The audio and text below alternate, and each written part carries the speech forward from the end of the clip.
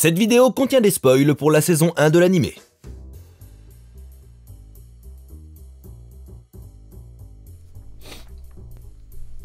On ne fait pas d'omelette sans casser des œufs. Et on ne fait pas de steak sans casser des vaches. Ah, j'en ai trop peur, c'est un honneur de vous rencontrer, votre réputation. Nous n'avons pas le temps pour ces politesses. Le dossier? Ah oui, bien sûr, tenez.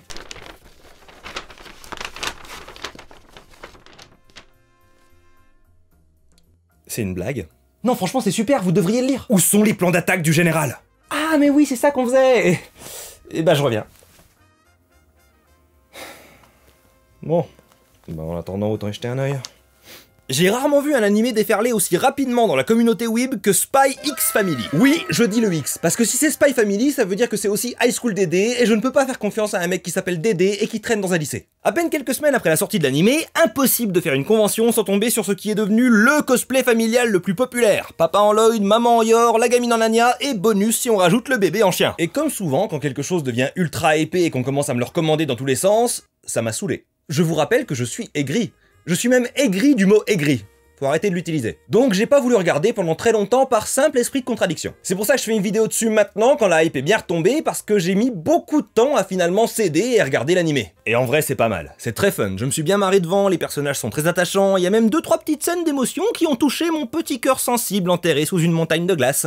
Et j'ai décidé d'en parler aujourd'hui, de 1 pour faire une petite vidéo un peu tranquille entre 2 énormes trucs, et de 2 parce que Spy X Family se sert de procédés narratifs très simples mais les utilise très bien. Donc aujourd'hui on va utiliser cet animé pour revoir des bases d'écriture et comment les appliquer, notamment le concept d'ironie dramatique. C'est pas une vidéo qui va vous retourner le cerveau, mais un petit rappel sympathique des fondamentaux. Cependant, avant de partir sous couverture pour empêcher un conflit entre 2 nations, laissez-moi vous parler d'un autre univers bien de chez nous. Cette vidéo vous est présentée par Wakfu. Si vous ne connaissez pas Wakfu, déjà c'est très fort d'être passé à côté pendant tout ce temps, mais il n'est jamais trop tard pour se rattraper. Wakfu c'est une série et un jeu français par les créateurs de Dofus. Et justement l'occasion est parfaite puisque la saison 4 vient de sortir après plusieurs années d'attente et vous pouvez la découvrir gratuitement sur Oku. Découvrez les aventures de Yugo dans sa quête pour retrouver sa véritable famille et découvrir les mystères du Wakfu. Mais une fois que vous aurez saigné la série, n'oubliez pas que Wakfu c'est aussi un meporg free-to-play. Créez votre personnage parmi les 18 classes disponibles et plongez dans le monde des 12. Le tout avec un système de combat tactique unique qu'il vous faudra maîtriser pour triompher des plus de 60 donjons et leurs terribles boss. Dégâts, tanks, soigneurs en solo avec une guilde à l'épée ou à l'arc, il y en a pour tous les goûts. Vous pouvez même être politicien et gérer les taxes de l'hôtel de vente ou signer des traités de paix avec les autres nations. Il y en a vraiment pour tous les goûts. D'autant plus qu'avec les mises à jour régulières, il y a toujours de nouvelles choses à découvrir. Les dernières en date ont ajouté des boss, il y a eu une refonte complète d'une des zones de départ, mais aussi le passage du jeu en HD qui était très attendu. Il y a eu récemment des nouveaux serveurs qui ont fait venir des dizaines de milliers de joueurs sur le jeu. Alors n'attendez plus et rejoignez-les. Wakfu est free to play, vous n'avez qu'à suivre le lien dans la description ou le commentaire épinglé pour vous lancer dans l'aventure. Spy X Family donc, pour ceux qui ne connaissent pas, c'est avant tout un opening de zinzin. Le premier opening est incroyable, le deuxième est oubliable. Mais c'est surtout l'histoire de Twilight, super espion en mission pour empêcher la guerre. Afin d'entrer en contact avec le chef du parti d'extrême droite qui pousse au conflit, c'est pas moi qui rajoute de la politique dans votre histoire d'espionnage et de manipulation politique, c'est dit dans la série, il a besoin de fonder une fausse famille sous couverture et d'envoyer son enfant adoptif à la prestigieuse école d'Eden. Il va aller dans un orphelinat et trouver une petite fille aux cheveux roses qui semble être un prodige, Anya. Sauf qu'Anya n'est pas vraiment un génie, c'est une victime d'expériences secrètes qui lui ont donné le pouvoir de lire dans les pensées. Ainsi, elle sait que sous la couverture de Lloyd Forger, son père adoptif est l'espion Twilight. Petite parenthèse, c'est hilarant que sa couverture d'espion ait comme nom de famille Faussaire. J'adore. Mais comme Eden est une école privée très conservatrice, un père célibataire n'a aucune chance d'y inscrire son enfant. Twilight doit donc trouver une femme, et par chance, il rencontre Yor, une employée de gouvernement qui cherche justement un mari pour éviter d'être arrêtée par les forces de l'ordre, puisqu'une femme célibataire de 27 ans, c'est déjà trop suspicieux sous ce régime fasciste. Mais Yor n'est pas qu'une simple fonctionnaire. En dehors de ses heures de bureau, elle est connue sous le pseudonyme de Princesse Ibarra, une redoutable tueuse à gages. Lloyd n'en a pas la moindre idée, tout comme Yor ignore qu'il est un espion. Yor ignore, pardon, c'est drôle à prononcer. Cependant, Anya, en lisant dans ses pensées, apprend sa vie secrète. La famille sera plus tard... Rien à voir, mais est-ce que vous avez essayé de prononcer Yor ignore devant votre écran ? La famille sera plus tard complétée, spoiler je suppose, par Bond, un chien intelligent victime d'expériences gouvernementales qui lui permettent de voir l'avenir, ce qui est pratique puisque Anya peut voir ses visions. Et on doit aussi mentionner le frère de Yor, Yuri, qui possède également un secret, il travaille pour les SSS, référence très subtile à une autre police politique fasciste de l'histoire. Cette histoire d'espionnage donc construit la majorité de sa tension sur le fait que les personnages ont des secrets qu'ils doivent garder pour eux. La mission de Twilight lui impose de ne pas révéler sa couverture. Yor est une tueuse à gages et ne veut donc évidemment que personne ne la prenne. Anya est persuadée que si elle révèle ses pouvoirs ou ceux du chien, elle sera abandonnée. Yuri cache son vrai métier à sa sœur car il ne veut pas qu'elle se fasse de soucis. Et pas parce qu'il a honte d'être un SSS. D'autres valeurs, que voulez-vous? Et c'est grâce à ces secrets que l'histoire est bourrée d'ironie dramatique. Alors pour ceux qui n'écoutaient pas en cours de français, ou pour ceux qui ont eu des cours dans une éducation nationale tellement à l'abandon que les profs n'ont même pas eu l'occasion d'aborder le sujet, c'est quoi l'ironie et c'est quoi l'ironie dramatique? L'ironie en principe vous connaissez vu que vous êtes tous très intelligents. Ça c'en est par exemple, c'est une figure de style dans laquelle on dit quelque chose en faisant clairement comprendre qu'on pense l'inverse. Clairement, j'insiste. Si vous avez besoin de dire c'était ironique pour clarifier votre attention après coup,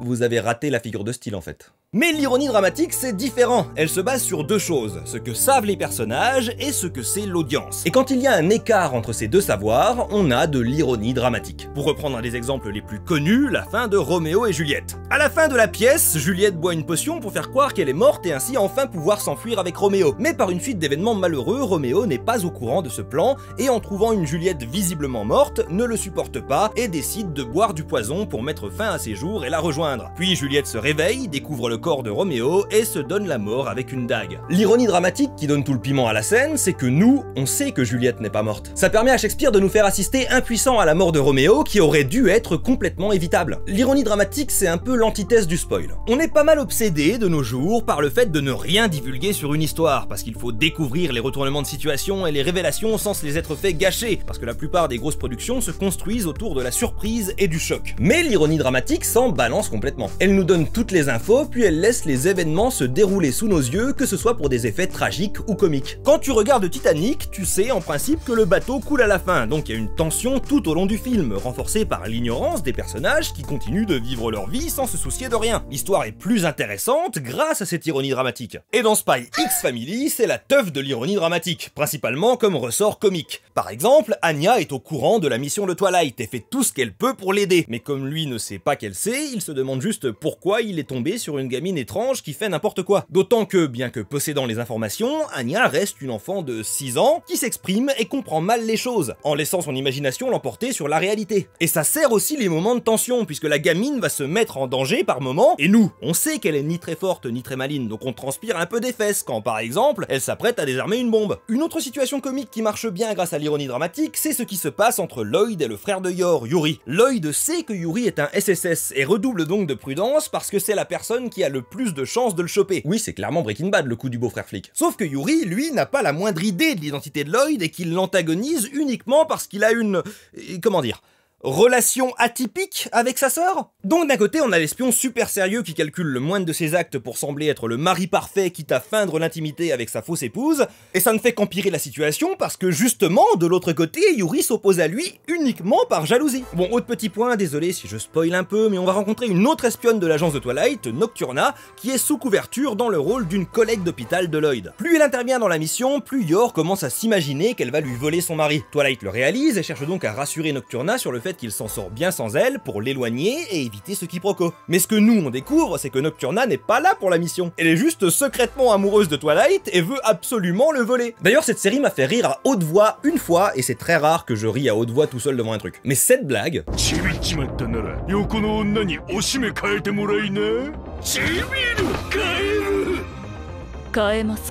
La réplique est sortie si premier degré. Oui, y a pas que l'ironie dramatique qui rend la série drôle, il y a aussi le fait qu'elle est parfois tellement absurde, mais qu'elle est déterminée à traiter l'absurdité le plus premier degré possible. Et ça, c'est typiquement mon type d'humour. Genre dans l'épisode de la balle aux prisonniers, on a le cliché typique de l'adversaire qui est un prodige et qui a battu tous les records alors qu'il est encore en maternelle. Je vous laisse une seconde pour imaginer dans votre tête à quoi ressemble cet enfant de maternelle qui est un prodige à la balle aux prisonniers.